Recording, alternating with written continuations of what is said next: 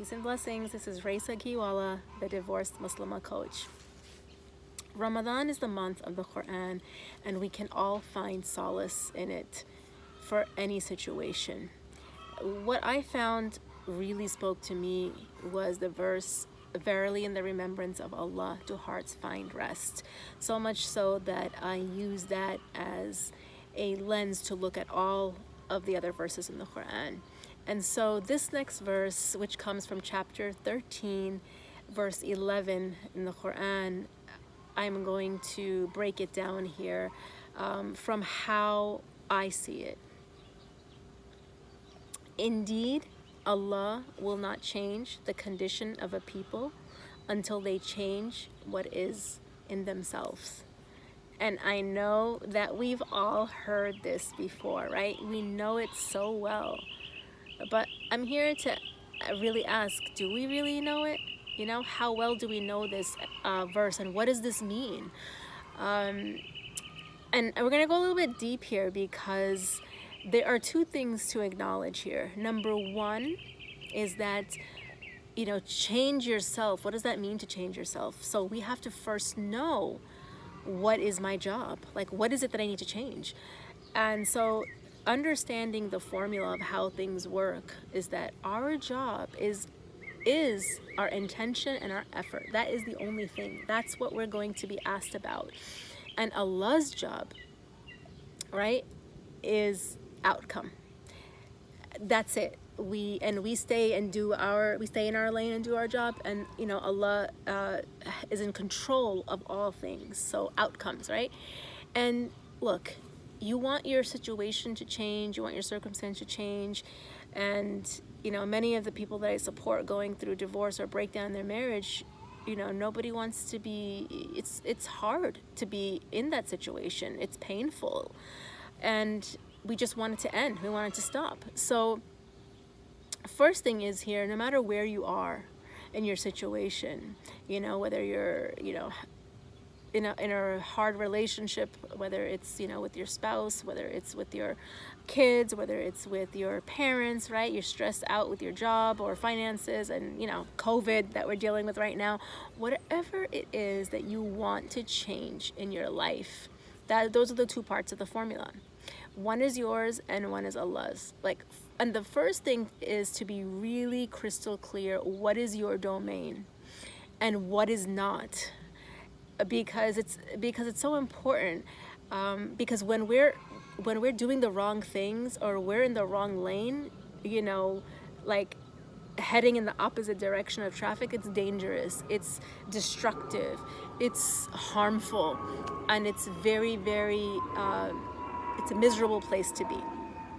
So, you know, once we understand this and we have a correct understanding of how things work, navigating your challenges become so much easier.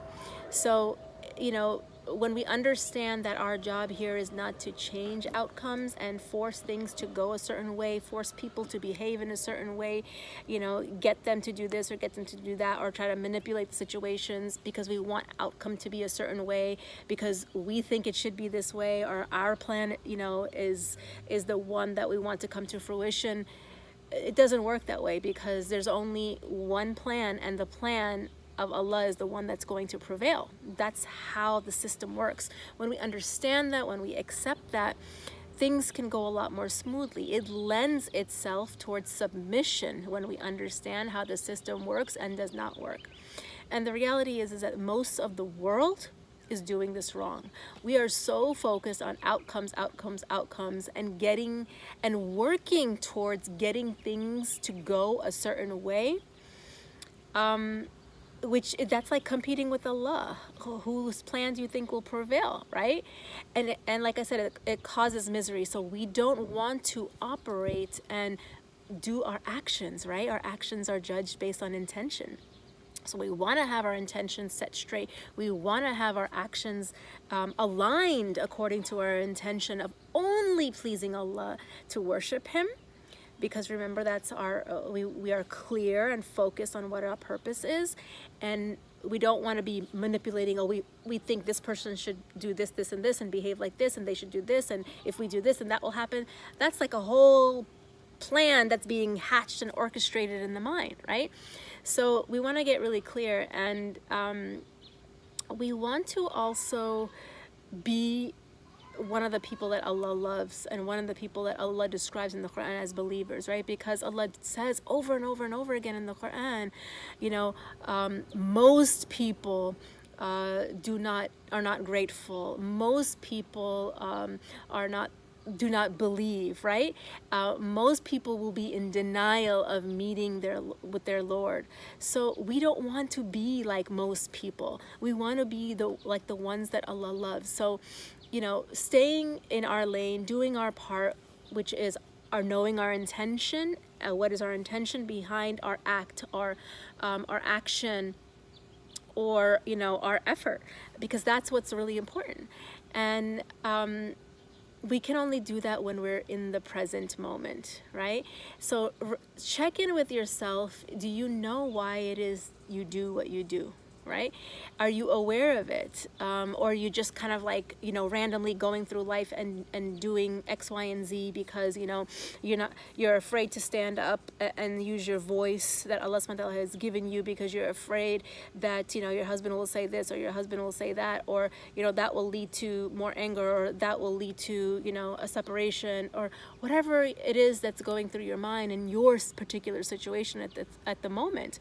Because, you know, checking in and seeing, is your intention and action to elicit a certain outcome, or is it for the pleasure of Allah? That is what we want to decipher here, right? And like I said, you have to be in the present moment. Your mind has to be in the present moment to recognize that. And the thing is that, you know, when we're in the future and we're thinking about what could happen or what should happen, or if you do this and that will happen, we don't have that information. That's information of the unknown, and only Allah has that information. So see if you can use this opportunity to slow things down in your mind and recognize. Just be aware, just recognize, right? And your ego and our nafs will creep up with this and want to resist and challenge and say, well, no, this is the way it should go. Like, just be so stuck in this is how things should go and work out, and this is what the outcome should be, so I'm gonna do X, Y, and Z to get this certain outcome. Then we're in direct competition with Allah. And so we want to make sure that we have a good connection with Allah, so we're always in that space of doing what's pleasing to Him. And what can get in the way of that is, you know, overwhelm of our feelings. It's kind of like, you know, when a system goes haywire and it kind of fries, you know, sometimes we say our mind or our brain is fried from all the overthinking and the heaviness and just that weight. So we really want to just be in the present moment and just build a little bit of our self-awareness and see where we're at. And I'll be sharing more in the upcoming videos and further in the month on how I can help you to see that and to understand that in your situation, whether you're going through divorce or whether your marriage is broken down and it's just turned into a big hot mess and you're trying to navigate it with some type of sanity. If this was helpful for you, please like it, share it, and subscribe to my YouTube channel, Raisa Ghiwala, for more videos like this. Assalamu alaikum wa rahmatullahi wa barakatuhu.